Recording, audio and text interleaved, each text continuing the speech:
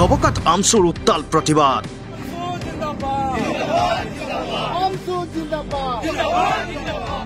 ছাত্ৰ ছাত্ৰীৰ নামভৰ্তি সুনিশ্চিত কৰাৰ দাবীত আমচুৱে সাব্যস্ত কৰে উত্তাল প্ৰতিবাদ।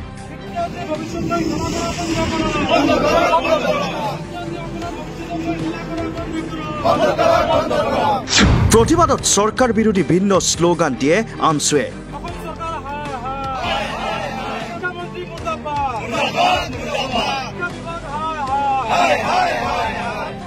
হাতে হাতে প্লে কাৰ্ড লৈ চৰকাৰৰ বিৰুদ্ধে ক্ষোভ আমচুৰ।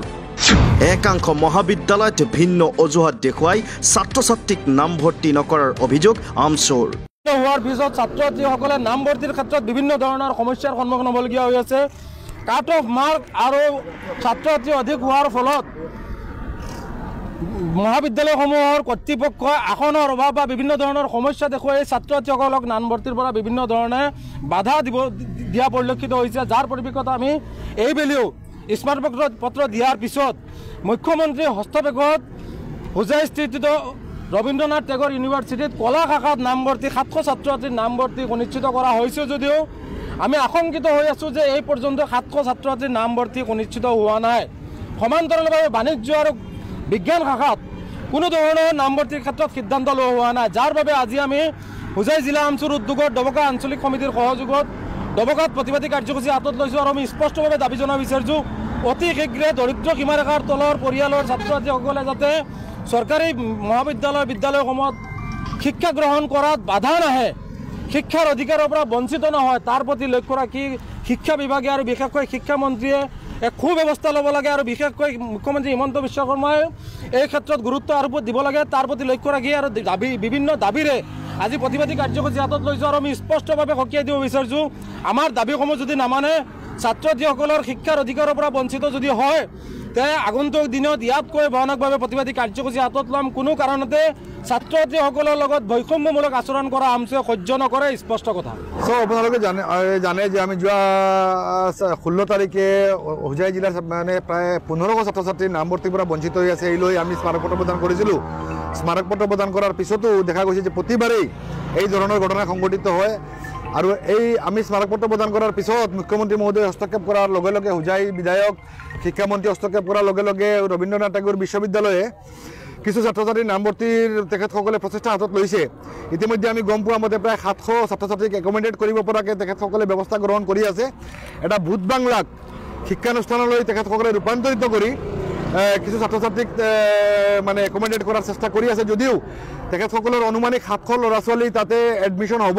কিন্তু আমাৰ আশংকা আছে যে আমাৰ যিটো ইনফ্ৰাষ্ট্ৰাকচাৰ আমি দেখা পাইছোঁ তাত 300 পৰা 500 ষ্টুডেণ্ট মেক্সিমাম 300 পৰা 500 ষ্টুডেণ্ট একমডেট হ'ব অনলি আৰ্টছ ষ্ট্ৰীমত।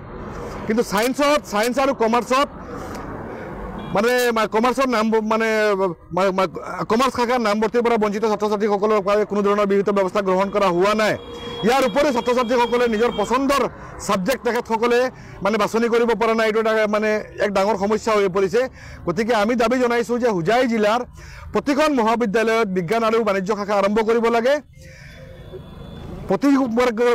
প্ৰতিগৰাকী বঞ্চিত ছাত্ৰ ছাত্ৰীসকলক নিজৰ পচন্দৰ মানে ছাবজেক্ট দিব লাগে আৰু 100% ছাত্ৰ ছাত্ৰীসকলক একমডেট কৰিব লাগে। লাগিলে মৰ্ণিং শ্বিফ্ট দি হ'লেও ছাত্ৰ ছাত্ৰীসকলক মানে নামভৰ্তি সুনিশ্চিত কৰিব লাগে, এইটো আমাৰ দাবী।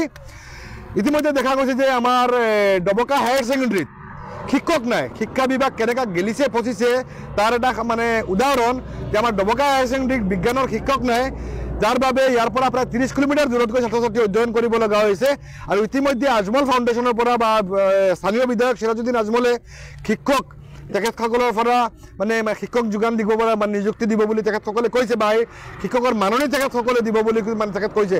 আপোনালোকে চাওক অসম চৰকাৰ আজমলৰ ওপৰত আজি শিক্ষা ব্যৱস্থা আজমলৰ ওপৰত ডিপেণ্ডেণ্ট হ'বলগীয়া হৈ আছে। এই ধৰণে চলি আছে অসমৰ শিক্ষা বিভাগ। ফাইলত সকলো ঠিকে আছে, সকলো বিভাগ ঠিকে আছে, সকলো শিক্ষা বিভাগ ঠিক আছে, সকলো বিদ্যালয় ঠিক আছে, কিন্তু বাস্তৱত চৰিত্ৰ সম্পূৰ্ণ মানে ওলোটা।